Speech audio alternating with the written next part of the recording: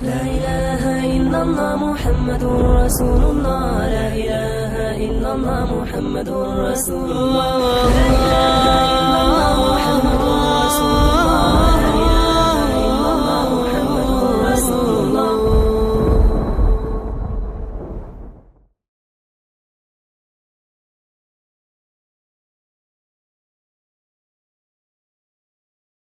السلام علیکم ورحمۃ اللہ وبرکاتہ.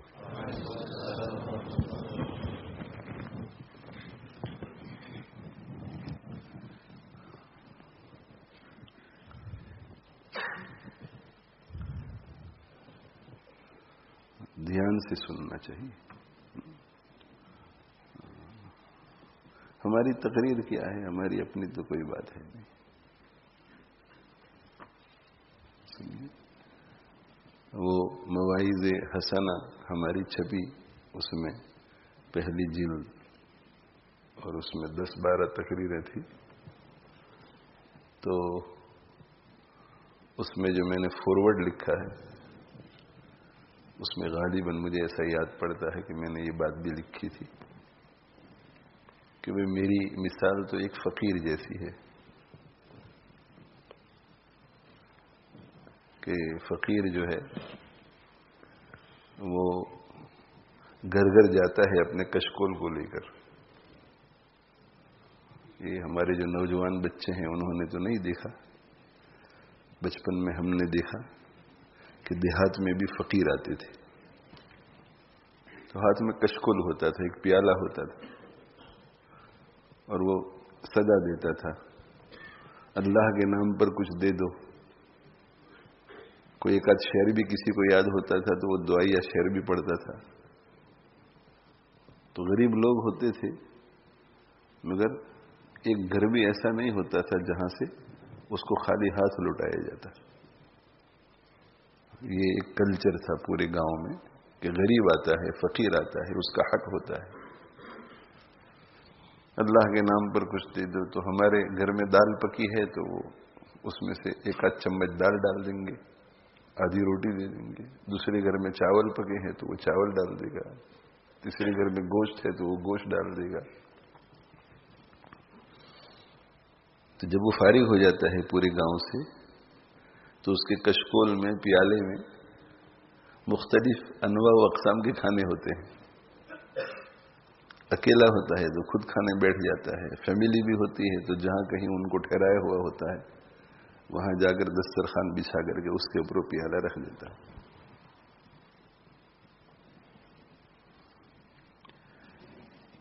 اب اس میں جتنی چیزیں ہیں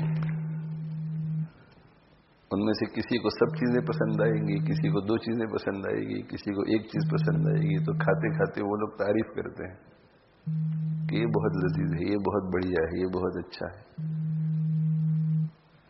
اس میں فقیر کا تو کوئی کمال نہیں ہے. کمال تو اس گھر والے کا ہے جس نے اس کو پکا کر دیا ہے.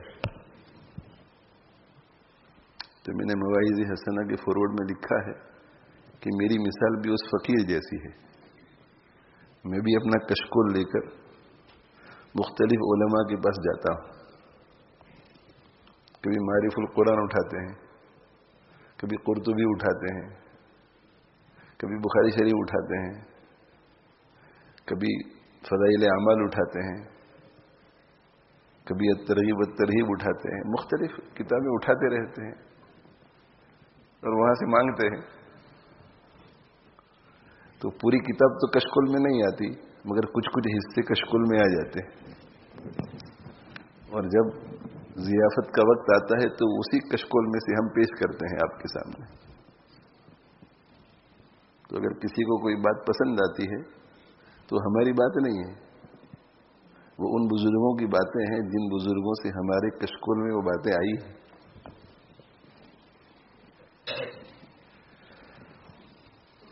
تو دھیان سے سننا چاہیے. دین کی جو بھی بات ہو دھیان سے سننی چاہیے اور عمل کرنے کی نیت سے سننی چاہیے. ایک تو ہماری بد عملی یا بے عملی اپنی غفلت اور سستی کی وجہ سے ہوتی ہے. میں چھوٹی سی آپ کو مثال دوں کہ तकरीबन सब जानते हैं कि तकबीर तहरीमा के लिए जब हाथ उठाए जाते हैं तो हाथ ऐसे किबले की तरफ होने चाहिए। तकरीबन सब जानते हैं, शायद ही कोई होगा जो न जाने। लेकिन 10 में से 8 हजरात ऐसे होते हैं जो हाथ सही तरीके से नहीं उठाते।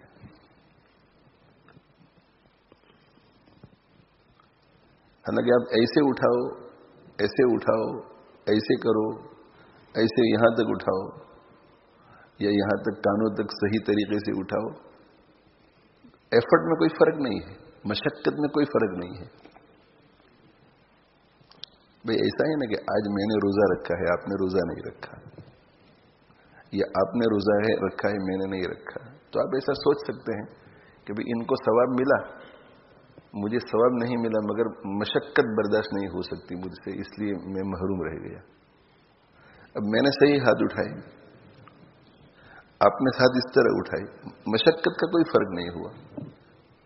मुझे जितनी मशक्कत हुई उतनी ही आपको भी हुई, मगर एक सवाब ले गया और दूसरा सवाब से महरूम हो गया। तो मैं ये कर रहा हूं कि एक हिस्सा बेअमली का अमल, एक हिस्सा बेअमली का वो है अपनी सिर्फ गफलत की वजह से, सिर्फ गफलत और कुछ नहीं। थोड़ा अगर हम अटेंशन करके अच्छी तरह से पढ़ें। दूसरी बात, सब जानते हैं कि हमारी इमाम आज़म अबू हनीफा रहमतुल्लाह अलैह ने हमें हाथ बांधने का तरीका क्या बतलाया है। एक उंगली, छोटी उंगली नीचे मर्दों के लिए, अंगूठा इस तरफ और 3 उंगलियां बीच में। अब आप इस तरह खड़े रहो, इस तरह खड़े रहो, इस तरह खड़े रहो, फर्क कुछ भी नहीं है। लेकिन एक में आपकी नमाज सुन्नत से मुनव्वर हो जाएगी, दूसरी सुन्नत से खाली हो जाएगी।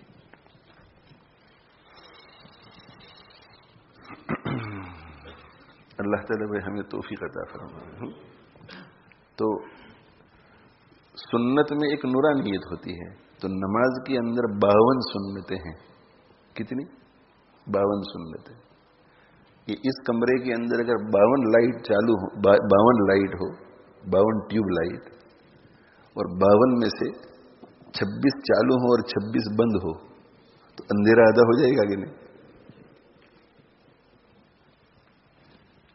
तो अगर 52 सुन्नतों में से 26 सुन्नतों पर अमल हुआ, 26 पर अमल नहीं हुआ, तो क़यामत के दिन 52 सुन्नत वाली की नमाज बहुत मुनव्वर होगी और 26 वाली की कम मुनव्वर होगी। एक बात तो ये। दूसरी बात, ये 52 सुन्नत, ये 52 लाइट ऑन हुई तो उसका फायदा किसको हुआ?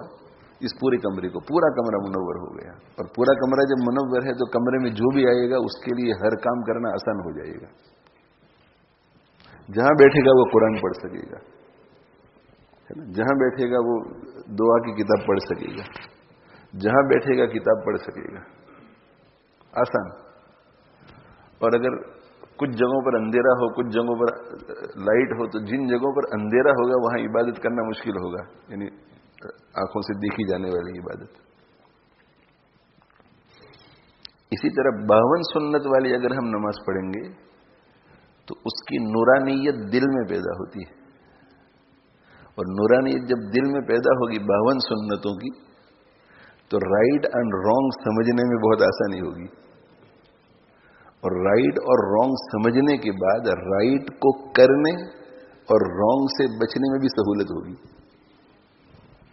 इसके बरखिलाफ अगर सिर्फ 26 सुन्नतें हैं तो 26 लाइटें ऑन हुई, नूरानियत 26 लाइट का पावर अंदर आया। तो अब कभी कभी ऐसा होगा कि राइट को रॉन्ग, रॉन्ग को राइट समझ लेगा, कभी कभी अहम को गैर अहम और गैर अहम को अहम समझ लेगा, प्रायोरिटाइज करने में गलती कर जाएगा। और ऐसा भी होगा कि राइट को राइट समझ रहा है, अहम को अहम समझ रहा है, मगर उसको करने के लिए हिम्मत नहीं होगी, इसलिए कि इतना पावर नहीं है अंदर। जैसे गाड़ी का इंजन छोटा हो,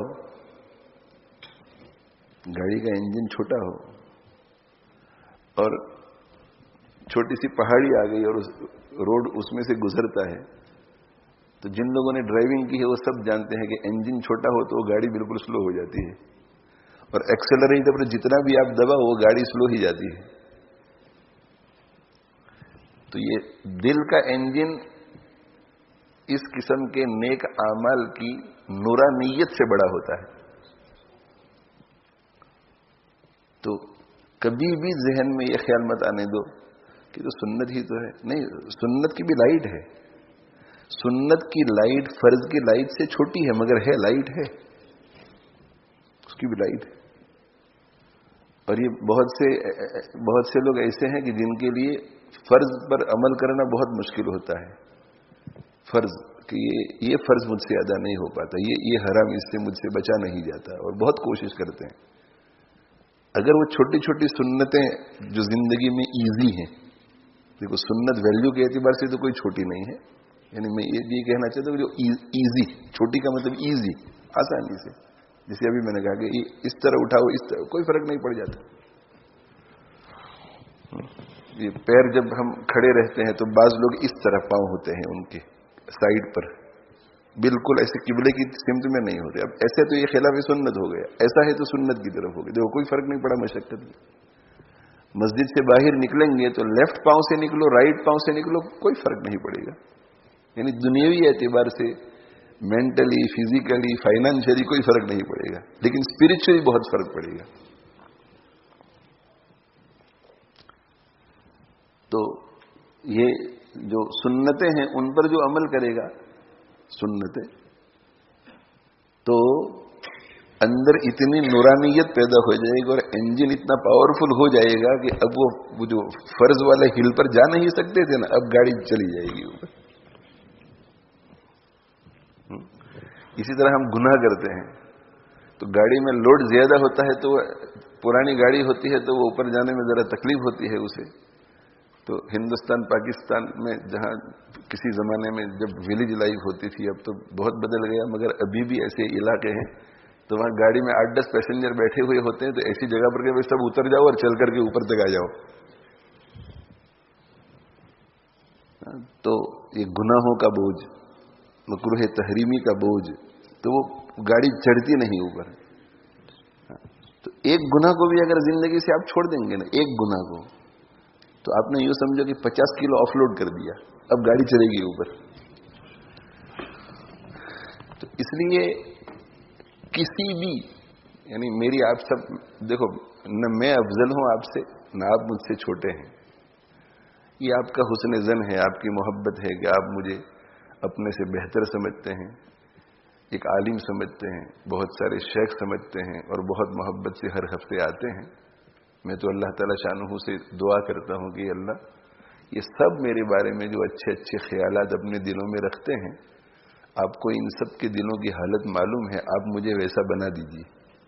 मैं तो अल्लाह से ये दुआएं करता हूं। मेरे दिल में ये ख्याल नहीं आता कि भाई मैं शेख हूं या मैं आपसे बड़ा हूं।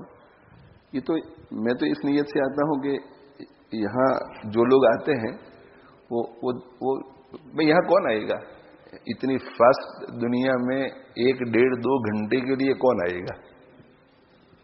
वो आएगा जिसको अपनी आखिरत की फिक्र होगी, वो आएगा जिसको ऐसा होगा कि मैं वहां जाऊंगा कुछ आखिरत के रास्ते खुलेंगे, मैं वहां जाऊंगा अल्लाह की मोहब्बत नसीब होगी, मैं वहां जाऊंगा रसूलुल्लाह सल्लल्लाहु अलैहि वसल्लम की मोहब्बत नसीब होगी।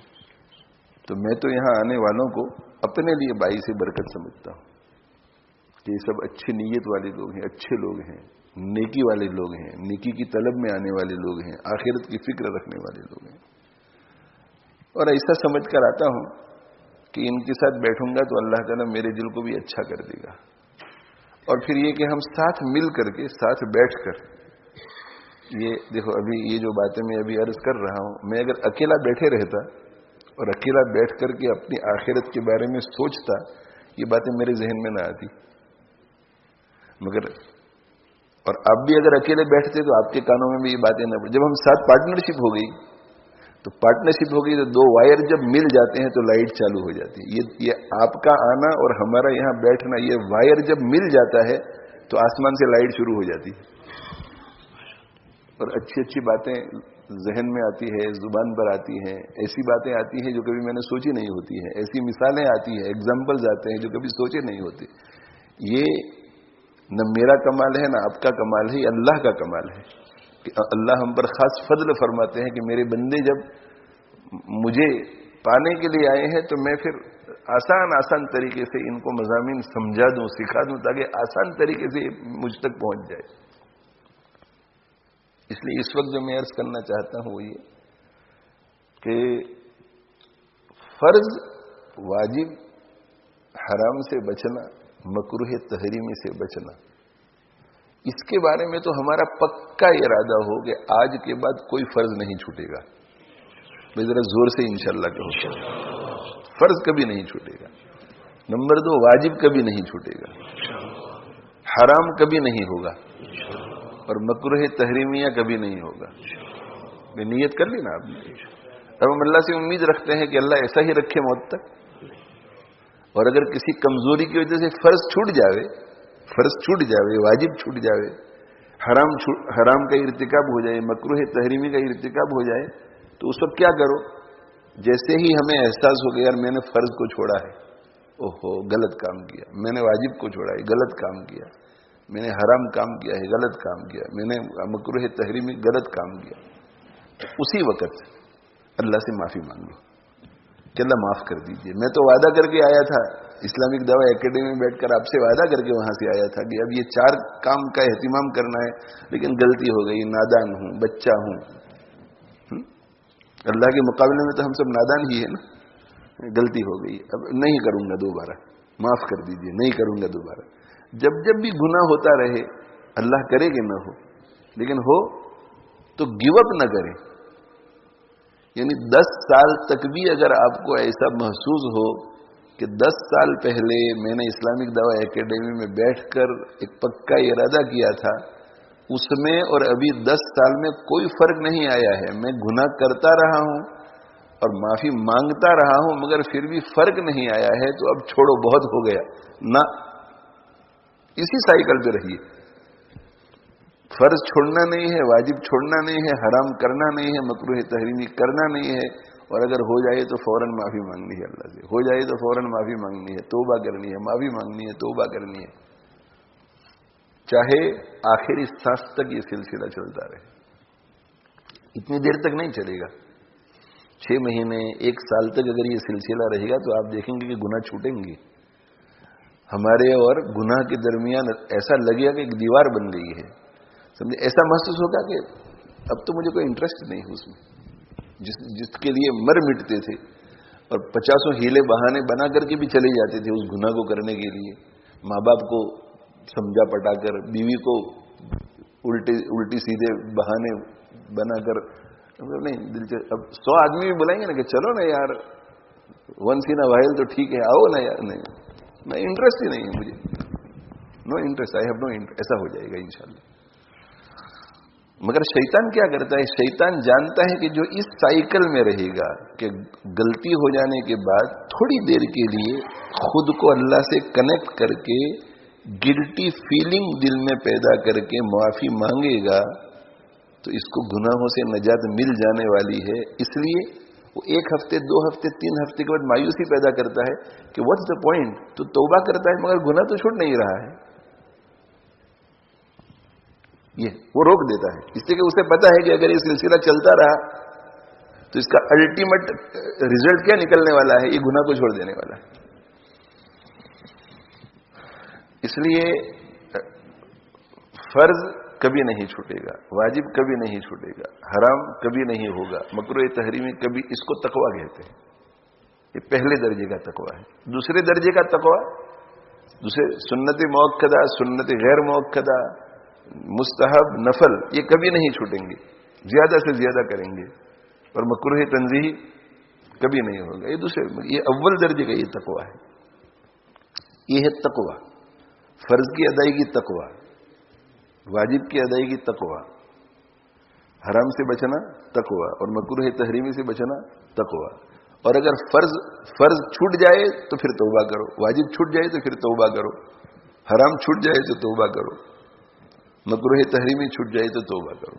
دیکھو مفتیان کرام بھی اچھی تعداد میں یہاں بیٹھے ہوئے ہیں، تو ان سے معذرت کر رہا ہوں کہ توبہ کی تفصیل بیان نہیں کر رہا،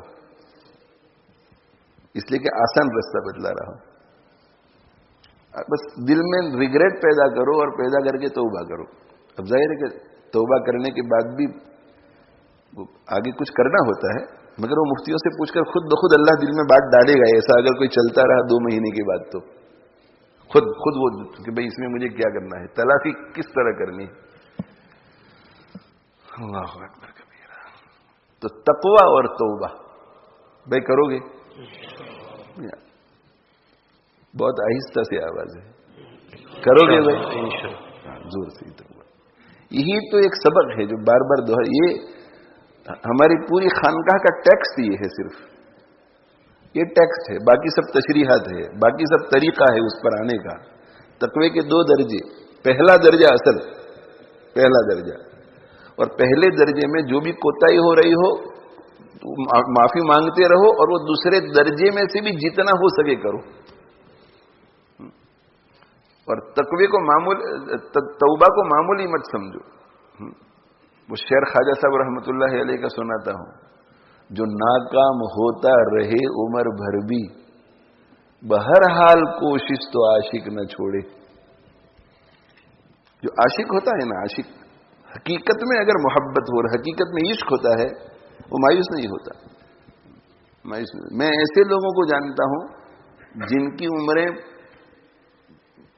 50 کی دہائی میں چلی گئی، 51, 52, 53, 54, 55، اوور 55، شادی نہیں کر رہے ہیں. کیوں نہیں کر رہے ہیں شادی؟ ابھی بھی امید ہے کہ جس سے شادی کرنی تھی اس سے ہو جائے. سمجھے؟ اور ایسے ہی ایک عاشق کو میں نے سمجھایا، میں نے کہا کہ بھئی اس کی تو شادی ہو گئی، اس کے یہاں بچے ہو گئے، اور اس کے بچوں نے شادی کر لی، اور اب وہ گرینڈ مدر ہو گئی ہے، وہ دادی ہو گئی ہے، نانی ہو گئی ہے، شوہر اس کا ٹھیک ٹھاک ہے، تو کب تک بیٹھا رہے گا؟ تو کیا ابھی بھی مجھے امید ہے کہ شاید ایسے حالات پیدا ہو جائے کہ وہ میرے نکاح میں آ جائے. کیا حالت میں نے کہا پیدا آئیں گے؟ تو کیا برا تو میں نہیں چاہتا کسی کے لیے. وہ بیچارہ شریف آدمی، نمازیں ومازیں سب پڑھے، مگر عشق ہو گیا، اور عشق کا علاج نہیں کروایا کسی سے. یہ ناجائز عشق ہے. کسی نامحرم سے دل میں محبت کا رکھنا، اس حالت میں مرنا نہیں چاہیے. یہ بیماری ہے، گناہ کا کام ہے یہ. تو کیا ہو سکتا ہے کہ انتقال ہو جائے اس کا، اور انتقال ہو جانے کے بعد اس کی پرانی محبت جاگ اٹھے اور میرے ساتھ شادی کر لے؟ جو ناکام ہوتا رہے عمر بھر بھی، پوری عمر ناکامی، پھر بھی اندر سے ایک کوشش ہے کہ شاید. جو ناکام ہوتا رہے عمر بھر بھی، بہرحال کوشش تو عاشق نہ چھوڑے. یہ رشتہ محبت کا قائم ہی رکھے. یہ رشتہ محبت کا، دیکھو وہ اپنی مجبوریوں کی وجہ سے یا بے وفائی کی وجہ سے دوسری جگہ شادی کر کے، مگر یہ انہوں نے ابھی رشتہ محبت کا قائم رکھا ہے. اور اسی طرح کبھی کبھی ایسا ہوتا ہے کہ محبت ہے، دونوں ساتھ بھی ہو گئے. اس میں صرف میاں بیوی کا ہی نہیں، دوست ہے، 2 دوست ہے، فرینڈ ہے، فرینڈ سرکل. آپ کی مجھ سے دوستی ہے، میری آپ سے دوستی ہے، 10 سال تک ہم دوست رہے، اور دوست رہنے کے بعد آپ کو کوئی غلط فہمی ہو گئی، مجھ سے کوئی غلطی ہو گئی، آپ نے کہا کہ بس انف از انف، اب نہیں. تو میرے دل میں اگر ان کی حقیقی معنی میں محبت ہوگی تو میں معافی مانگوں گا، معاف کر دیجئے پلیز پلیز. پیچھے لگا رہوں گا، میں لگا رہوں گا. رشتہ محبت کا قائم ہی رکھے، قائم ہی رکھے. تو پھر صلح ہو گئی، اور پھر مجھ سے وہی غلطی ہو گئی، اور پھر معافی مانگی، پھر صلح ہو گئی، پھر مجھ سے وہی غلطی ہو گئی. انہوں نے کہا کہ تم تو بار بار ایک ہی غلطی کرتے رہو، معافی خواہ تم اوپر سے معافی مانگتے ہو. لیکن محبت ہوگی تو پیچھے پیچھے جائے گا، دروازہ کھٹکھٹائے گا، فون کرے گا. بھائی میسج کا جواب نہیں ملے گا تو بار بار میسج کرے گا. اس لیے کہ صحیح محبت ہے. صحیح محبت ہے، یعنی اس کا پتہ کیسے چلتا ہے؟ اچانک ہی آپ کو کوئی کاٹ کر کے رکھ دے تو اس کے دل میں صحیح محبت نہیں ہے، اوپر اوپر کی محبت. یہ کیسی محبت کہ ایک ہی قصے میں کاٹ کر کے رکھ دیا آپ کو اور چلا گیا، اور کبھی دوبارہ دیکھنے کے لیے تیار نہیں، ملنے کے لیے تیار نہیں، بات کرنے کے لیے تیار نہیں. آپ کو بےقراری ہو رہی ہے، ادھر بےقراری نہیں، اس کا مطلب ہے کہ آپ کے دل میں تو محبت ہے، ادھر محبت نہیں ہے. تو جو ناکام ہوتا رہے عمر بھر بھی بہرحال کوشش تو عاشق نہ چھوڑے، یہ رشتہ محبت کا قائم ہی رکھے، جو 100 بار ٹوٹے تو 100 بار جوڑے، 100 بار ٹوٹے تو 100 بار جوڑے. تو ایک بات میں نے کیا عرض کی کہ توبہ ہر جتنی بھی یہ ہم پھل فروٹ کھاتے ہیں نا، یہ ڈاکٹر حضرات بیٹھے ہوئے ہیں، ڈاکٹر حضرات بھی ہیں، تو ڈاکٹر حضرات کیا کہتے ہیں بھائی کہ آپ کے اندر فلاں وٹامن کی کمی ہے تو یہ دوائی بھی دیتے ہیں اور فلاں فوڈ کھائیے آپ. جی سمجھے، فائبر کی کمی ہے تو کہ فلاں فوڈز کھائیے، ہر چیز کی ایک کمی ہوتی ہے کہ فلاں فوڈز کھائیے. اسی طرح یہ ہمارے اعمال جو ہیں تو روحانی دنیا کے لیے اس میں بھی وٹامنز ہوتے ہیں، جی نیوٹریشنز ہوتے ہیں، ہماری روحانیت کی ضرورت کی چیزیں ہوتی ہیں، اس کے لیے سب کو کرنے کی ضرورت ہے. کوئی ایسا نہیں ہے کہ جو یہ کہے کہ بھئی روٹی اور سالن کھا لیا بس ہو گیا، مین فوڈ تو ہو گیا. نہیں، فروٹ بھی چاہیے، اس لیے کہ فروٹ فرض تو نہیں ہے. ایسا نہیں کہ فروٹ نہیں کھاؤں گا تو مر جاؤں گا. بریانی کھا لی ہے، دال چاول کھا لیے ہیں، بھائی روٹی سالن کھا لیا ہے، نہیں پھر بھی دودھ بھی پئیں گے، فروٹ بھی کھائیں گے، نٹس بھی کھائیں گے، ہے نا. اور اگر نٹس وغیرہ کھانے کی کسی کو عادت نہیں ہے، شوق نہیں، مگر کسی کے گھر بیٹھنے کے لیے چلے گئے اور نٹس آ گئے، فروٹ آ گیا، تو بھی دل میں یہ خیال آتا ہے کہ یہ مفید چیزیں ہیں، چلو تھوڑا بہت کھا لیتے ہیں. یہ نفل وغیرہ یہ سب، یہ فرض واجب حرام سے بچنا، مکروہ تحریمیہ سے بچنا، یہ مین فوڈ ہے. اور یہ سنت مستحب نفل اور مکروہ تنزیہی سے بچنا یہ ایکسٹرا کی سائڈ چیزیں، اس سے صحت بہت اچھی بنتی ہے. تو یہ جتنے اعمال ہیں یہ فوڈز ہیں اور ان فوڈز کا فائدہ ہے. تو یہ توبہ کے بہت سارے فائدے ہیں، ان میں سے ایک فائدہ کیا ہے توبہ کا؟ توبہ کا ایک فائدہ یہ ہے کہ توبہ کی برکت سے گناہوں سے نفرت ہو جاتی ہے. بھائی میرے ساتھ ہو، کیا ہوتا ہے اس سے؟ گناہوں سے نفرت. آج نہیں تو کل، کل نہیں تو پرسوں، پرسوں نہیں تو ترسوں گناہوں سے نفرت پیدا ہوگی. اور ہم لوگ جو ہیں وہ سلوکی لوگ ہیں، اس لیے راستہ سکھانا ہمارا کام ہے. تو کبھی اندر سے دل ریگریٹ نہ بھی محسوس کرے اور دل اس گناہ سے آئندہ بچنے کے لیے 100% بھی تیار نہ ہو، تو کم سے کم زبان سے تو کہے کہ اللہ بہت ندامت کے ساتھ عرض کر رہا ہوں کہ معاف کر دیجئے اور آئندہ نہیں کروں گا، پکا ارادہ کر. زبان سے کہیے، سمجھے. اس لیے کہ دو عضو ہیں، ایک عضو کو تو کام میں لائیے، زبان سے انشاءاللہ کام کریں گے تو کل دل بھی ساتھ ہو جائے گا، دل بھی ساتھ دے گا. ہوتا ہے کہ نہیں؟ اپنے دوست سے کہتے ہیں کہ یار اس بزنس میں تم ہمارے ساتھ پارٹنر بن جاؤ نا، بہت نفع بخش تجارت ہے. کہتے نہیں مجھے انٹرسٹ نہیں ہے، I don't to take any risk. بار بار کہتے ہیں. ایک آدمی لگا رہتا ہے تو دوسرا بھی تیار ہو جاتا ہے. ایک لگا رہی، زبان لگی رہی، انشاءاللہ دل بھی ساتھ دے گا. تو توبہ کرنی ہے، تقوی اختیار کرنا ہے، توبہ کرتے رہنا ہے. توبہ کا ایک فائدہ یہ ہے کہ گناہ کی نفرت پیدا ہوگی. اور دوسرا فائدہ کیا ہے؟ دوسرا فائدہ کہ پچھلا گناہ معاف ہو جاتا ہے. یہ کچھ کم فائدہ ہے. میں نوجوانوں کو سمجھانے کے لیے ایک مثال دیا کرتا ہوں کہ ایک لڑکا ہے، اس کا نام زید ہے، دوسرے لڑکے کا نام بکر ہے، اور دونوں 30 سال تک فرینڈشپ ہے. تو ایک ہی قسم کا گناہ کرتے ہیں دونوں، 30 سال تک سیم گناہ. ایسا ہوتا تو نہیں ہے، لیکن ایک مثال کے طور پر 30 سال تک. اب یہ دونوں جب گناہ کر کے واپس پہلے دن آئے تو دونوں کو افسوس ہوا، ندامت ہوئی، پچھتاوا ہوا. زید نے توبہ کی کہ اللہ غلطی ہو گئی، معاف کر دیجیے، آئندہ نہیں کروں گا. مگر بکر جو ہے، اس کے دل میں جب رات کو ایسے بستر پر لیٹا اور خیال آیا کہ آج ہم نے غلط کیا ہے، اس نے اس احساس سے فائدہ نہیں اٹھایا اور توبہ نہیں کی. دوسرے دن پھر موقع ملا تو پھر وہی گناہ.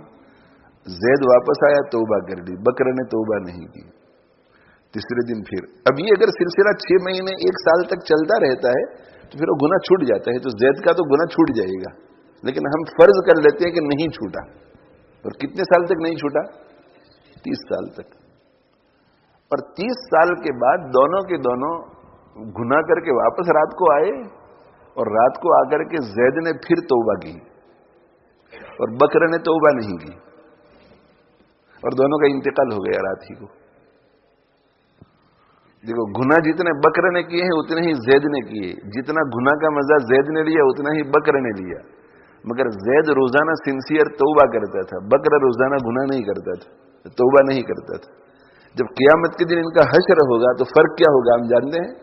फर्क ये होगा कि बकर के नामे आमाल में 30 साल के गुनाह होंगे और ज़ैद के नामे आमाल में एक भी गुनाह नहीं होगा। इस मिसाल से आपको समझ में आ गया कि तौबा कितनी अहम चीज है। इसीलिए शैतान तौबा नहीं करने देता। एक और पॉइंट भी मैं आपको बता दूं, जब ये बात चल पड़ी है तो। अल्लाह अकबर कबीरा, अल्लाह अकबर कबीरा। गुनाह हो गया, हम बंदे हैं, गुनहगार, गुनाह हो गया। गुनाह करने के बाद तौबा करना हमारे लिए मुश्किल होता है, इसलिए कि समझाना पड़ता है खुद को कि भाई ये बहुत बुरा हो रहा है, ये गलत हो रहा है, अल्लाह नाराज हो रहा है। तो ऐसा सोचने से दिल में नदामत पैदा होती है, पछतावा होता है, गिल्टी फीलिंग होती है। गिल्टी फीलिंग होती है, फिर आदमी हिम्मत करता है और इरादा करता है कि आइंदा गुनाह नहीं करूंगा। जैसे ही हमने तौबा कर ली, पिछले सारे गुनाह माफ हो गए कि नहीं? हमें तौबा के लिए मेहनत करनी पड़ती है और गुनाहों से बचने के लिए मेहनत करनी पड़ती है। हमारी ये हमारा ये एफर्ट है, इस तरफ राइट हैंड साइड पर हमारा ये एफर्ट है कि गुनाह से बचना है, गुनाह हो जाए तो तौबा करके फिर गुनाह से बचना है। शैतान का लेफ्ट हैंड साइड पर एफर्ट ये है कि इसे गुनाह से बचने नहीं देना है, और अगर ये गुनाह से बचता है तो इसे किसी तरह गुनाह में दोबारा लाना है, और अगर ये गुनाह से कर लेता है तो फिर तौबा नहीं करने देनी है, और अगर तौबा कर लेता है तो फिर इसकी तौबा तोड़ा करके गुनाह करवाना है। तो ऐसा नहीं है कि मैं और आप ही मेहनत कर रहे हैं, वो भी मेहनत कर रहा है। तवज्जो से सुनना इस नुक्ते को। मेहनत हम भी कर रहे हैं, मेहनत वो भी कर रहा है। हमने मेहनत की, एक मर्तबा गुनाहों से बचने की कोशिश की, 2-3 दिन तक बच गए, फिर स्लिप हो गए, फिसल गए, गुनाह कर लिया, गुनाह करने फिर तौबा कर ली, तौबा करके फिर 2-3 दिन के लिए बच गए, फिर गुनाह हो गया, फिर।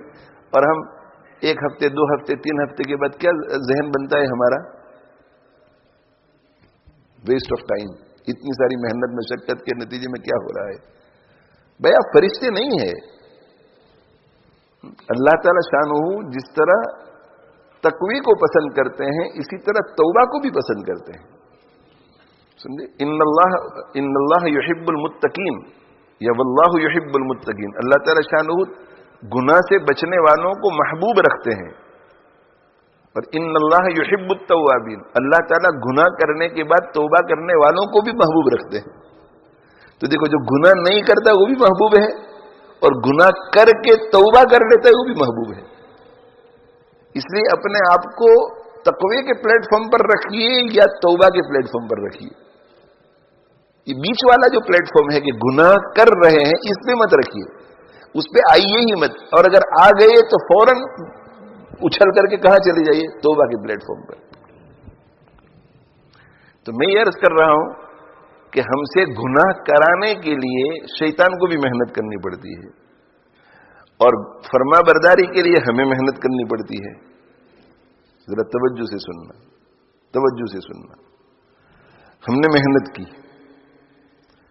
की 3 दिन 4 दिन 5 दिन गुनाह से बचकर रहे, हमारा कोई नुकसान हुआ? बोलो भाई, अजर और सवाब मिला कि नहीं मिला? 3, 4, 5 दिन के बाद गुनाह कर लिया, इस गुनाह करने की वजह से वो पिछला अजर और सवाब चला गया हमारा? नहीं गया ना, वो तो बाकी रहा ना। ये नया गुनाह आया, इस नए गुनाह के बाद अगर हम तौबा कर लेते हैं और वापस तकवे की तरफ आ जाते हैं तो हमें नुकसान होगा या फायदा होगा? फायदा होगा। पिछला गुनाह 0 हो गया। यानी हमारे लिए तकवे में भी फायदा है और तौबा में भी फायदा है। आई बात समझे? تو ہمیں جو یہ محنت مشقت اٹھاتے ہیں ہم، تو ہمارے لیے فائدہ ہی فائدہ ہے. اب شیطان کی طرف آؤ. شیطان ہم سے گناہ کرواتا ہے، گناہ کرواتا ہے. اس کو کوئی نفع ملا؟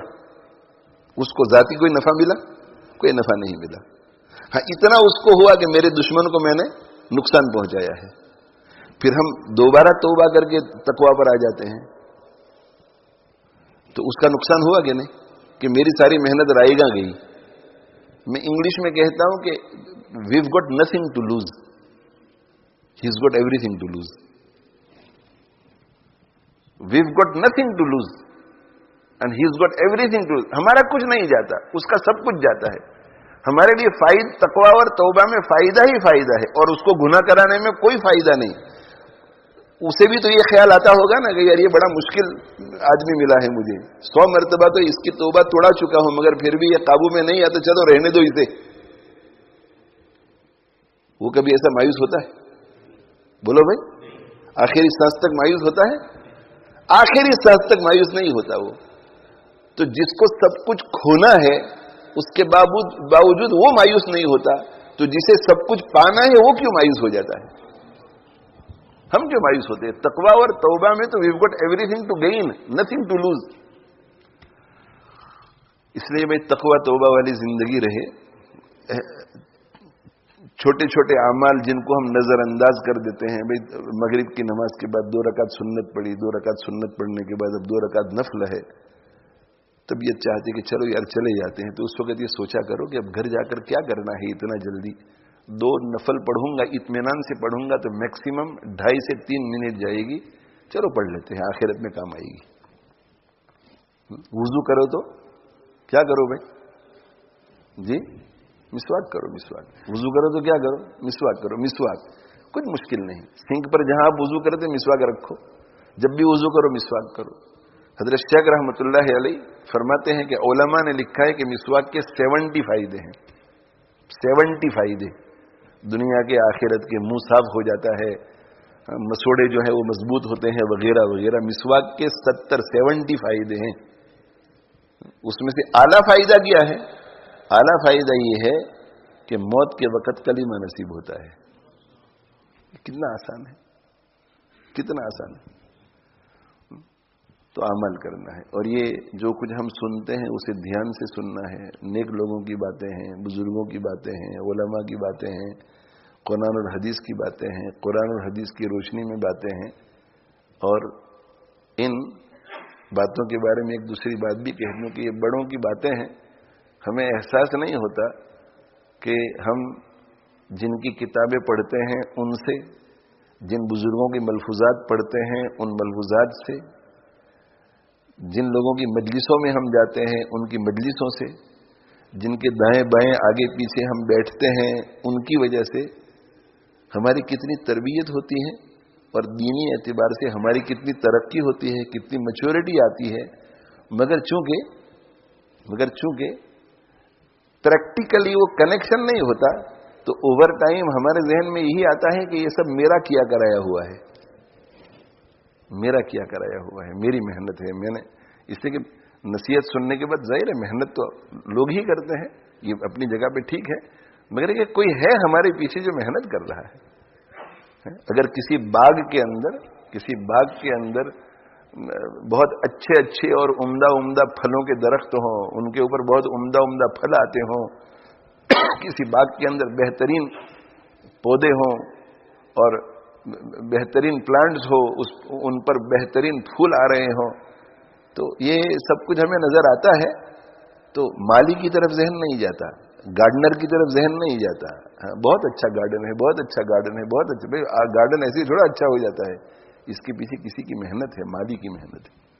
تو ہمارے جو پرانے لوگ تھے، پچھلے لوگ تھے، وہ اس حقیقت کا اعتراف کرتے تھے،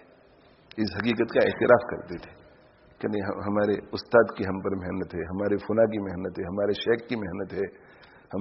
آج کل ہم لوگ جو ہے ایسا ہی سمجھنے لگ جاتے ہیں کہ جو کچھ ہے وہ میرا ہے، میں نے کیا ہے، میری محنت ہے، میں پڑھا ہوں، میرا مطالعہ ہے.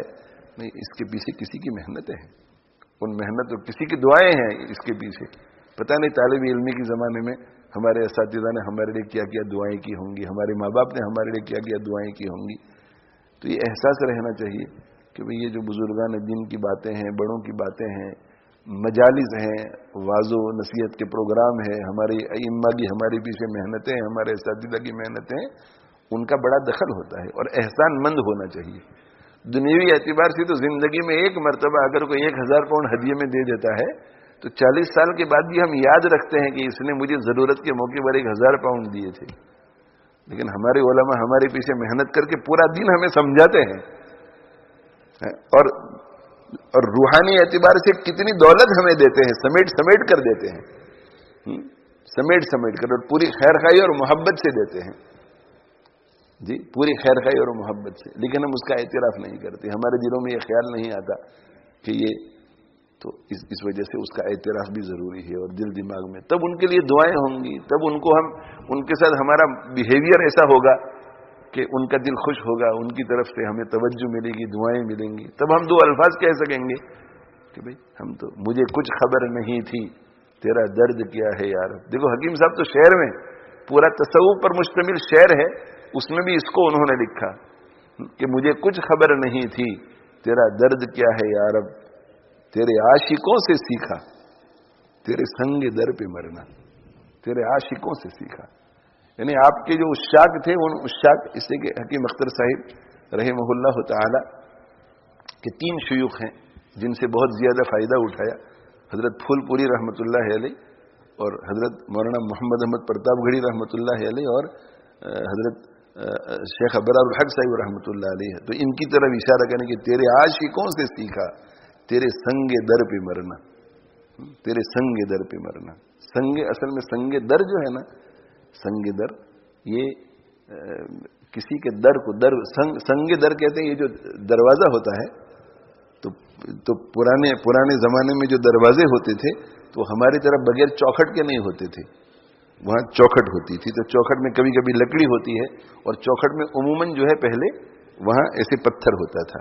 تو جب آپ دروازے میں داخل ہوتے ہیں تو وہاں فریم وہ پتھر کے ساتھ لگی ہوئی ہے، اس کو سنگ در کہتے ہیں. تو تیرے سنگ در پہ مرنا کا مطلب یہ ہے کہ میں سب کچھ چھوڑ چھاڑ کر آپ کا جو بن گیا ہوں، یہ سب کچھ چھوڑ چھاڑ کر اے اللہ آپ کا جو بن گیا ہوں، اور آپ کا بن کر کے اب مر رہا ہوں آپ کے لیے. یعنی آپ جو فرماتے ہیں اسے کرتا ہوں، آپ جو فرماتے ہیں اسے کرتا ہوں. یعنی جو 100% میں آپ کا فرما بردار ہو گیا ہوں. یہ سنگ در پہ مرنے کا مطلب ہے کہ میں مر رہا ہوں ہر وقت آپ کے لیے. اور اس میں یہ بھی آ گیا کہ اگر جان کے نذرانے کی ضرورت پڑی تو اس کے لیے بھی میں تیار ہوں.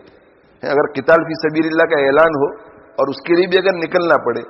یہ میں نے کس سے سیکھا ہے بھائی؟ آپ کے عاشقوں سے سیکھا. یہ حکیم اختر صاحب کا شعر ہے. کسی اہل دل کی صحبت جو ملی کسی کو اختر، اسے آ گیا ہے جینا، اسے آ گیا ہے مرنا. مجھے کچھ خبر نہیں تھی تیرا درد کیا ہے یا رب. اے اللہ مجھے تو اتنا بھی پتا نہیں تھا کہ آپ کی محبت کا درد بھی کچھ ہوتا ہے. میں تو لیلاؤں کی محبتوں میں پڑا رہا، اولاد کی محبتوں میں پڑا رہا، مال کی محبتوں میں پڑا رہا. تیری محبت بھی کوئی چیز ہے مجھے تو پتا ہی نہیں تھا. مجھے کچھ خبر نہیں تھی تیرا درد کیا ہے یا رب. اب کیفیت آپ کی وجہ سے ایسے ہو گئی، یہ شیوخ کی وجہ سے، کہ اب تیری محبت اتنی ہو گئی کہ تیری خاطر ہر پل مرنے کے لیے تیار ہوں میں.